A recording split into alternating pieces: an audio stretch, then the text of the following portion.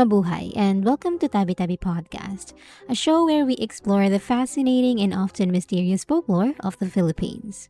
I'm your host, Ethan, and I hope you're all doing fine. Remember to take care of yourselves and prioritize your well-being, and thank you for making Tabi-Tabi Podcast a part of your week. In today's episode, we are diving into the world of the Ansisit. The Ilocanos, also known as Iloco people, are the third largest ethno-linguistic group in the Philippines.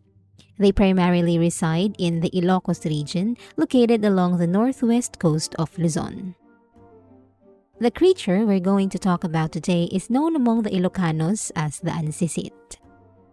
The Ansisit is described as an old, big-bellied man with the stature of a 3-year-old child.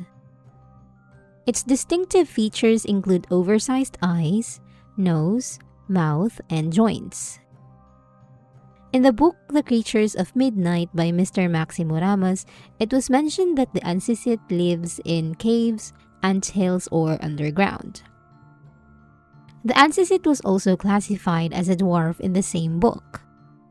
According to Mr. Ramos, the Philippine dwarves own all of the lands.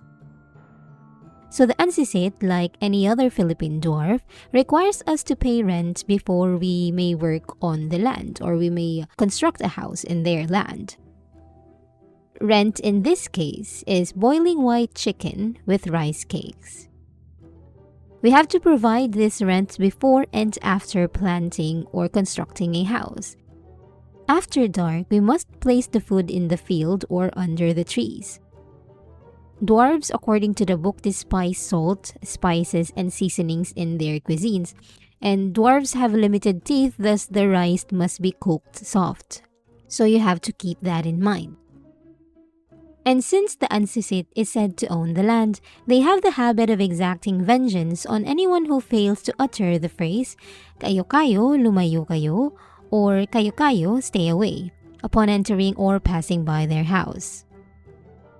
I can only assume that the reason they are upset with people not stating their presence while passing by their residence or their home is that they believe you are invading their privacy, which is obviously not good.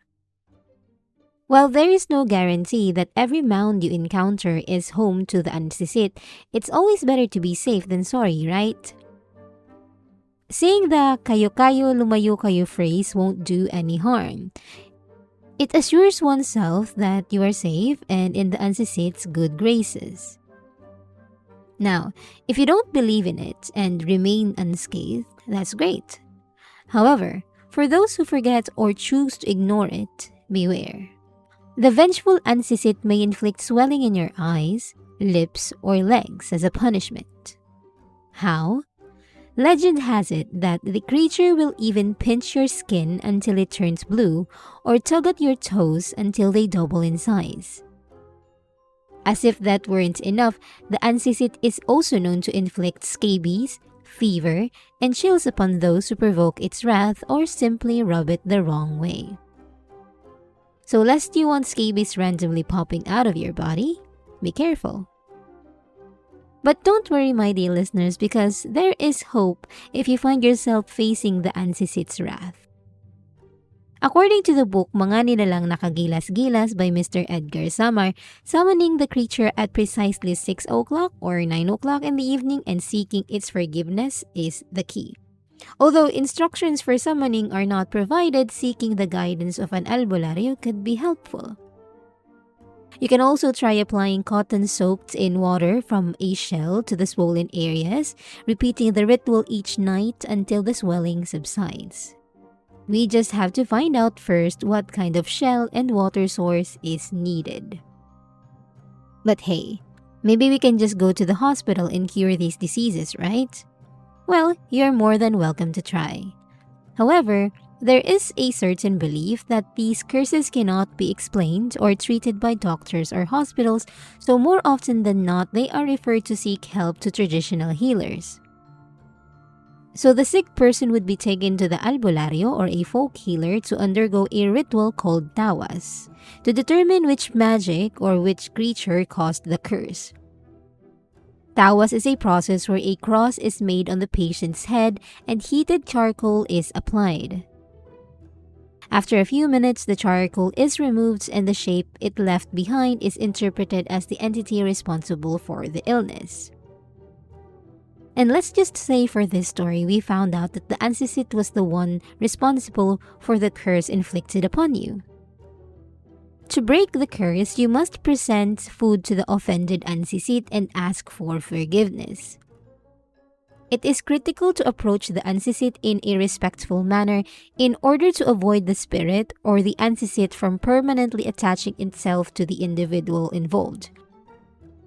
The albularyo is also said to be capable of capturing the Ansisit by pushing its head with its finger. However, this strategy is riskier since it may provoke the wrath of other Ansisit partners, leading to additional vengeance. So let's just approach the Ansisit in a respectful manner.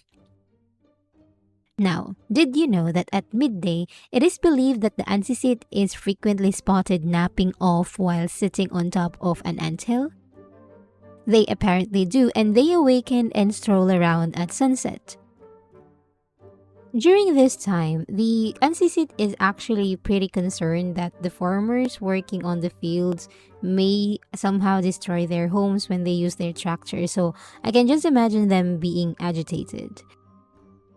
They also dislike the dust that is created when sweeping. Why? Because it will eventually go into their eyes. Remember, they are the size of a 3-year-old child, so if a person is sweeping and the Ansisit happens to pass by, the dust will go into their eyes and hurt them. And it's no wonder that the Ansisit becomes irritated immediately. Surprisingly, despite its stern reputation, children have been known to befriend the Ansisit, asking it for help in locating lost items like brooms or even beloved pets. Although it remains uncertain whether a token of appreciation is necessary for the Ansisit's help, this fascinating connection between the children and the creature adds a touch of warmth to its otherwise mysterious appearance.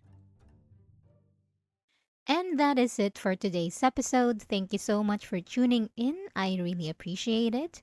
If you enjoyed this episode, don't forget to like, follow, or subscribe so you won't miss the next one. I upload new episodes every 2 weeks on Monday, so don't forget to check back. Your support really helps with the algorithm. Until next time, bye!